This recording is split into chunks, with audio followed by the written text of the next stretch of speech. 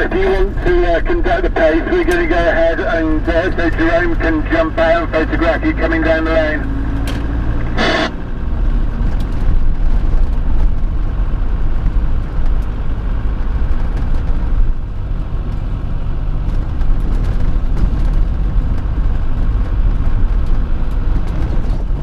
The ridge ahead of you as you're coming down the hill was one of the main arterial routes for all of the munitions and troops going north. The other main route was the valley which we're parked in now and which we're going to drive up. If you turn to page 12 of the booklet, you'll see a view which has a Rolls-Royce lorry in it. It's a staff car which had been turned into a truck, and they had the camp kitchens all the way up this road, and those were in this valley that we're in now. The photograph was taken somewhere along here. It became known as Mash Valley. Sept Valley is the valley on the other side of the ridge which we've just come over, and it was so called because the Germans had a big inflatable observation balloon at the end of the valley that they held. Resembled a sausage, so British humour, as it was the Tommies named this valley Mash Valley, and this is where we're going to be travelling up into the village of Fricourt.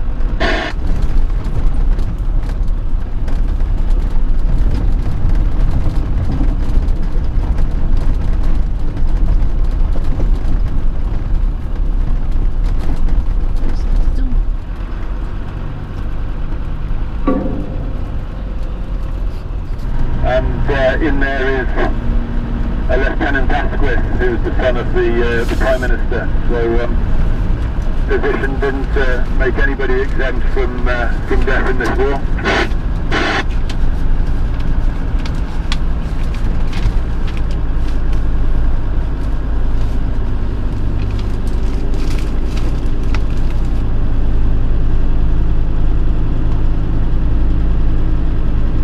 Look up the valley on your left now, you'll see Baker Cemetery. And then we'll come up here to the chateau. This is a new chateau, built on the grounds of the old chateau. The original chateau was completely destroyed by bombardment, and the family returned to build their new chateau, and they remain here now. They're still landowners for the majority of the ground around here.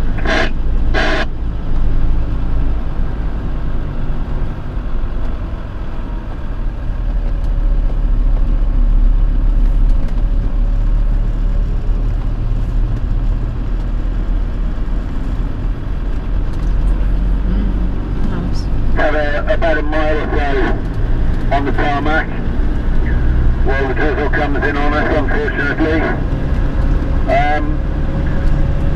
The ridge that you see ahead of you, we're in Bois de Bécourt, and the ridge that you see ahead of you is the front line. That's where all of the troops would have been heading for. They would have, at this time in the morning, 10 o'clock, they would have heard the ferocity of German machine guns that they were walking towards. They'd have heard the artillery continuing after the initial attack, and they'd have seen the troops in their hundreds being brought back, either dead or injured, while they're advancing. But they would have also seen hundreds and hundreds of troops lying in these fields on your left-hand side, because as we come over this ridge and drop down into the valley, we will be dropping into the range of the German machine guns which were placed in the village ahead of us. And if you remember me saying yesterday, they had a range of 4,000 yards. This village of La Boisselle ahead of us was very heavily fortified, and the buildings which you will see in the mist were on the German front line. The Tyneside Scottish and the Irish troops came over. Over this ridge on your left-hand side, a lot of them would have been running parallel to the road where you can see a tractor with its flashing lights on. 80% of the Tyneside Scottish were casualties on British-held land before they'd even reached their first meeting point. They were killed in this land, or injured in this land, before they'd got to any point of the objective. As we turn down onto this little lane here, look across the stubble to your right, and you'll see a grey concrete palisade wall around someone's garden. That wall is built on top of German frontline trenches. And if you look at the grassy field between us and that concrete wall, you will start to make out little undulations. Those are the remains of German trenches and defensive positions.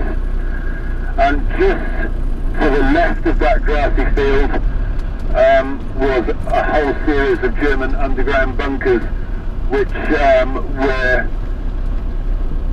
developed into a mine system which the British were trying to dig under. As we come around the end of this hedgeline, the British frontline trench is in the field just ahead of us. So at their closest points on the Battle of the Somme, the German and British trenches were within this field that we are now.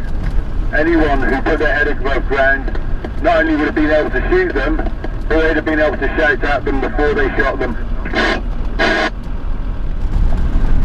Just managed to find a piece from the book of Sagittarius Rising, and it says, or he wrote, that flying above La Boisselle, the whole earth heaved and flashed. A tremendous and magnificent column rose up into the sky. There was an ear-splitting roar, drowning out all of the guns and the artillery below me. Flinging the machine sideways in the repercussing air, the column of earth rose higher and higher to over 4,000 feet.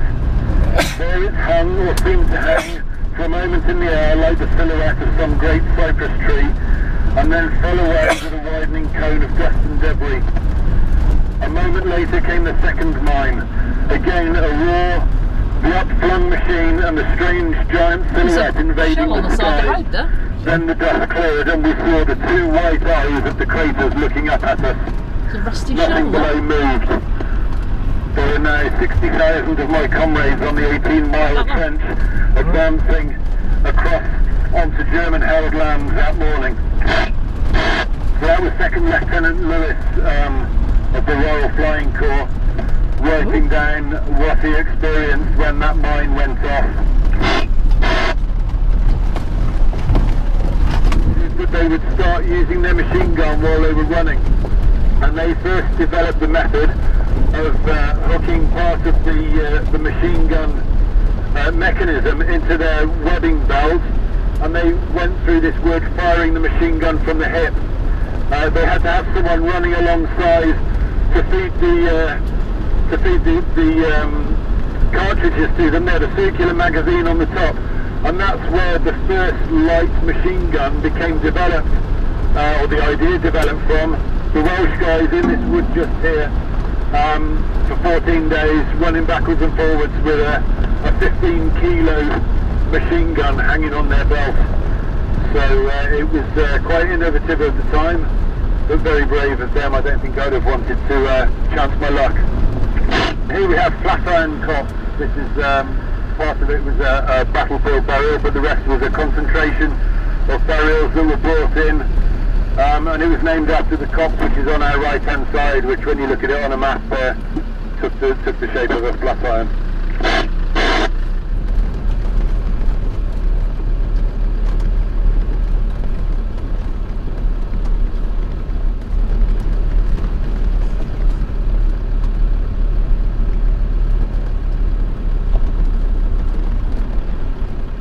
And if you have a look at the defence line, which is just on our right hand side, quite a lot of it is made up with angle iron, but interspersed in these fields you will see what they call the silent pickets, the spiral barbed wire holders, which were used to hold up the barbed wire entanglements in front of the trenches. There are quite a few of them in here. They're found all over the place, and the farmers put them to good use just to hold up the fences nowadays. I like the picture of the cow. So now we're leaving the area and the Battle of Delverwood just over your right hand shoulder, and up ahead of us we can see Highwood. This is quite an unpleasant place to go and visit if you ever dare to trespass in there. I have an uncle who was he came here in 1985. He was a captain in the Welsh Guards, and he and my cousin had just returned from the Falklands. I had two cousins. One of them was killed there. He and the younger cousin returned, and they spent some time together in this wood. And he has got photographs of skulls and bodily parts still sticking out of the ground. It's believed that there are between 5,500 and 8,500 bodies still in this wood. There is a family that own it, and their house is in the wood, and they defend it quite fiercely from anybody going in, because they realise the significance for all of those who've lost their relatives during the Great War. And Martinpuy was, and the High Wood was taken by the 47th London Division, and I think it was the 20th 2nd Horse Indian Cavalry. The Indian Cavalry advanced on our left. They lowered their lancers, they had pistols and rifles, and they rode at full pelt into the woods to try and capture the German machine guns. And I don't really need to tell you too much. You can envisage what German machine guns would have done to horses and blokes with lances. They didn't stand much chance. The majority of the 20th Deccan cavalry were killed in this freshly seeded field just on our left-hand side.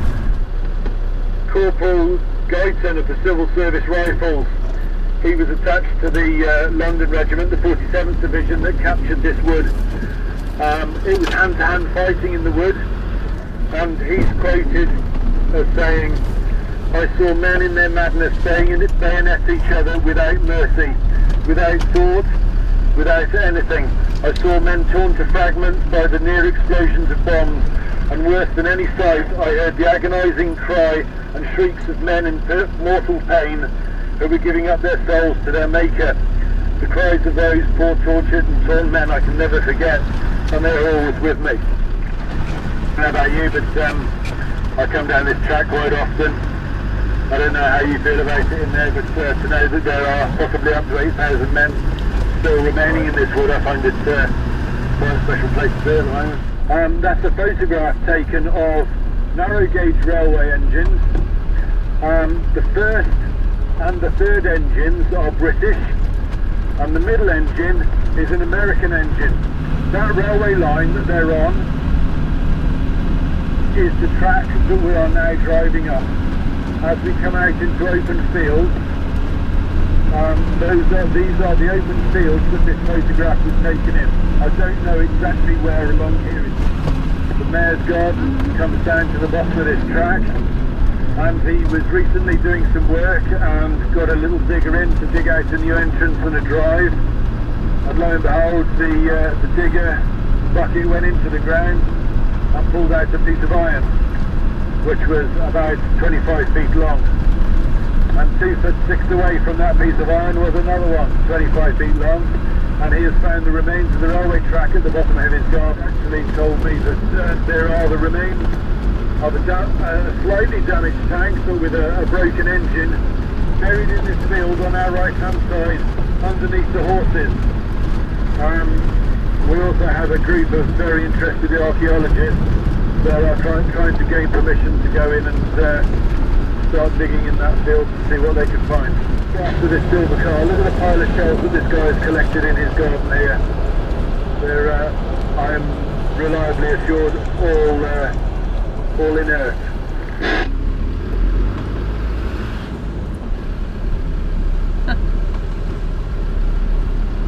Just a few. That's where we're headed from.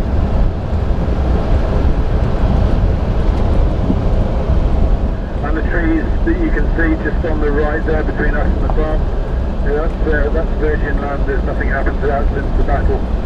And it's believed that there are numerous Australian remains in the little quarry that's there. The Australians have built a memorial just here on the corner, and then just 100 yards or so down here we're going to be turning off this road. We have a spectacular view of the memorial, Most people just carry straight on their bus down and park up in the car park, but we're going to take some tracks in and come in from another angle.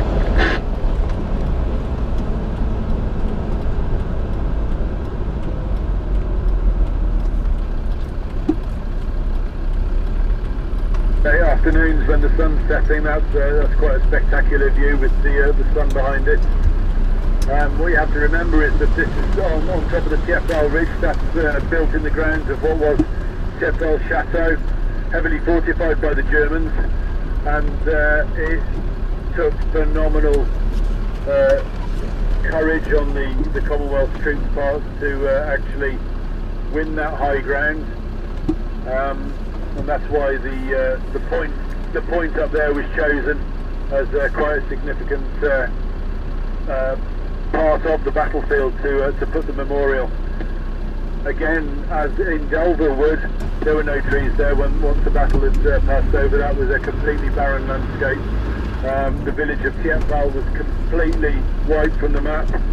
It didn't resemble anything that could be inhabitable afterwards. It was only in the mid-20s that the village started to be rebuilt.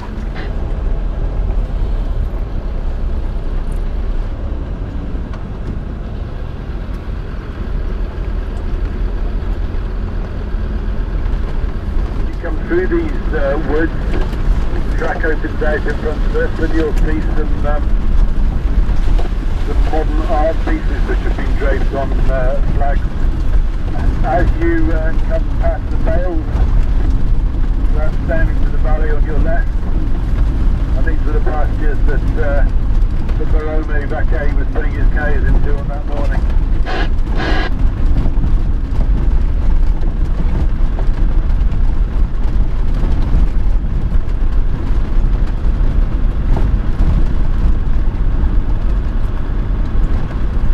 Apparently these were put up on the 1st of July, but they look as though they've been blowing in the wind for a couple of centuries. But they're meant to be, I suppose the word is,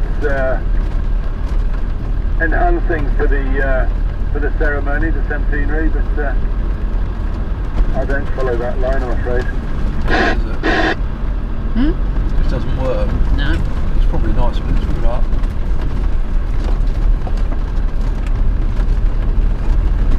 What we need to do is come down here in some of the turnarounds that we've got in the woods. This is commissioned land here. We're not actually, it's not usually open to the public. We need to turn 180 degrees and park ourselves on the track somewhere so that we can head out.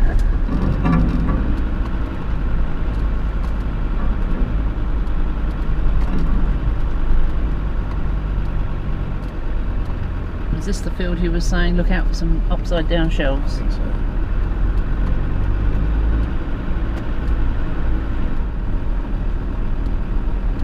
Spotted a shell, yeah?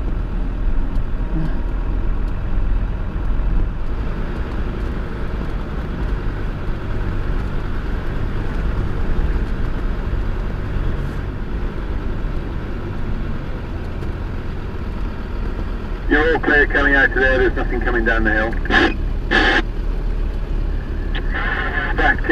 Back up on the route, we're going to come down into this valley, over the top of the ridge, and then down into the Ancre Valley, and follow the marshes, and then pick up our route on the other side, facing back towards Sept, which is, you should see up on your right hand side at some stage when you can see through the clearing in the mist.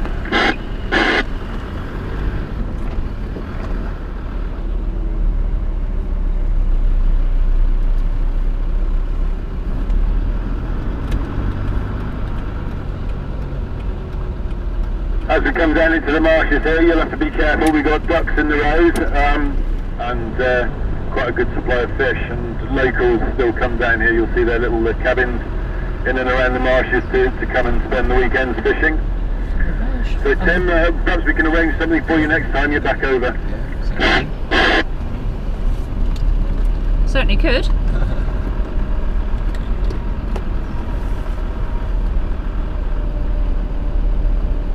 That's where a lot of the transport and the logistics corps and the Army Service Corps were billeted so that they were out of harm's way. What this journalist was actually looking at was 20,000 horses being taken down to water every morning, and that gives you an idea. That gives you an idea of what sort of backup these troops who were in the front lines had. 20,000 horses. They all needed feeding. They all needed blacksmiths. They all needed watering. The carriages needed repairing, and the setup behind the lines was absolutely phenomenal.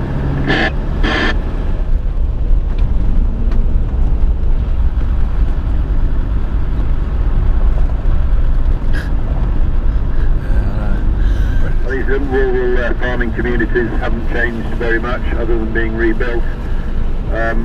These are pretty much as they would have been between 1900 and 1913, leading up to the war. Yep. Nice and quiet this morning. If we turn right, you'll see the war memorial that they've put up to the men, their heroes, to our heroes in Sept of the 1418 war. Just so that you get an idea of the scale of the war on the French community, there are around about 36,000 communes in the whole of France, and this will be a village which is part of a commune. And of those 36,000 communes, there are only 19 that don't have a war memorial. So that means that there are only 19 villages where there were no soldiers or no menfolk of the village killed. The other 36,000 all suffered at least one member of the village being killed.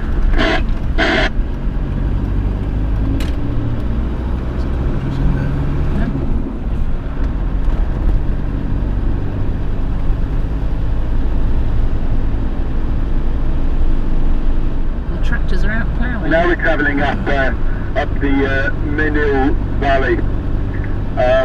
This was a valley which was used as a supply line to take munitions up to the front. The main thrust of the attack here was in the trees in the mist up ahead of us. But this valley was quite a secure access route for the troops to get up. Just up here we'll see a cemetery in the valley. It's called Knightsbridge just because most of the Londoners that were supporting the Newfoundlanders up here came up and down this valley. They decided to call the cemetery Knightsbridge. I don't know whether their captain had come from there or not, but you find a lot of names that are reminiscent of places in England on cemeteries around France. The trees up on our right are the Newfoundland Memorial Park. That's where the Newfoundlanders went in. They were given an objective on the far side of the valley. They were tasked with taking German lines, and that was probably about a third of a mile from where they set off, and they didn't get more than 200 yards. So it was quite a devastating morning for them.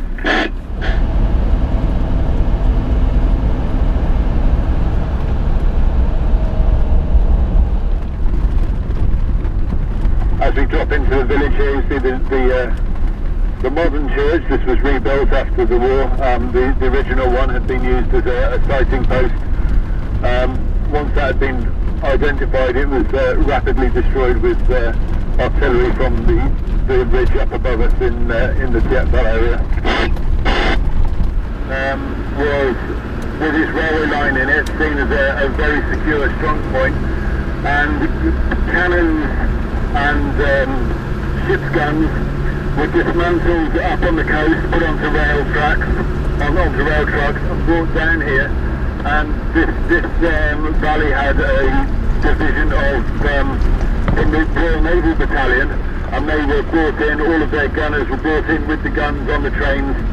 The trucks had been specially adapted, and they had naval divisions firing naval guns in the place of artillery, who were a lot more mobile.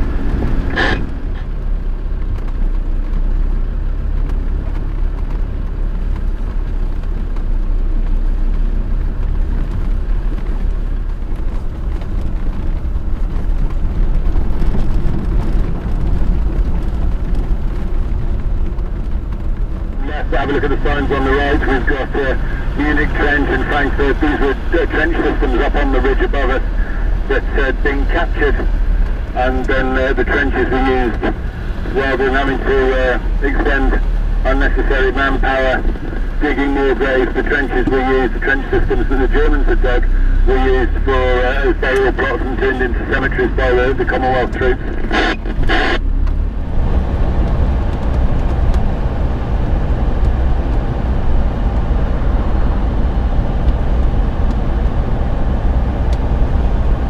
Here we are back at the Queen's Cemetery that we passed on Friday afternoon, and there we are, a concentration cemetery of those who were brought back up the railway lines from the Somme battlefield into the village of Bucois, which was damaged in 1917, but actually had very little damage in part of this village in 1916.